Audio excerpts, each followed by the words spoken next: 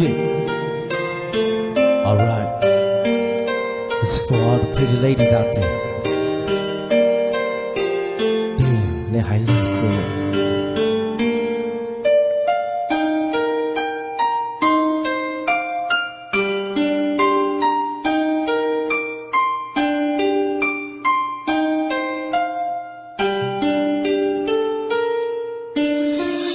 Mê lên mùa tôi nên gì xia nói đầy tía sọc ổ hậu trọng tại yếu trâu của xia ôi lùa và yếu mùi hữu của tàu bùi rồi tiếp tôi lần chơi yếu thả có bộ cả nam mình đồng mong một trong trong chỉ xử lý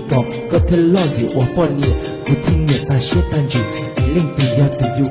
có thể lo gì hữu tam bầu một anh thở hay lưu lôi nhá đặt của xã tới có ôi lùa xã có môi son mong tiền no ấy còn đang có nhỏ ôi kề còn y chế bữa y lưu ra theo phong ba lưu nên có chơi vì cú yên xã tàu có hẹn có bộ thế cú sỏi y sa còn còn ba in nhị bèo xã tôi dò sẽ có bộ tu cú lọ lú có trâu tiền no xã có mò lo chỉ chơi lú ít tiệc cú tơ lì tôi sò có tàu co lọ ô cú sấy cú mà ấy mi đây mi tới mà tôi sớm đầy cháy hay có cú mà cho con đò của nhau thọc cái thọ ôi lú xe trong thằng đầu móng lười lên lười tụ ấy kiếm mùi trâu lười lú đi cú mà ly trọ tôi rộng mò trâu nói do cú trọ mùi cháy xe yếu ấy có từng chụp đi người đoàn chi đời cú y sĩ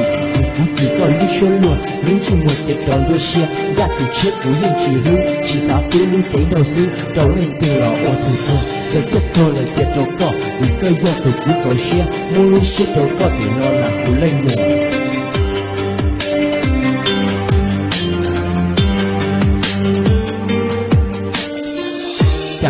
tới có ổ lụa, sáng có môi son mong tiền no, ấy còn do cơn nhỏ ổ kề, không ít chế với y lưu trả, theo phong ba lưu nên có trên, vì cú yên xã tàu có hẹn, có bộ thế cú sỏi y sa, cú còn ba y nhịp bèo, xã tôi dò sẽ có bộ tu, cú lòi lú có trâu tiền no, xã còn mò lo chỉ chơi lú, ít chế cú tôi lưu tôi sò, có tàu có lọ ổ cú sấy, cú mà ấy mi đê mi tới, mà tôi sớm đầy cháy hay cậu, cú mà cho con đầu của nhau, thọ có thọ ổ lú xe trong, phải đầu móng lười lên lười tụ.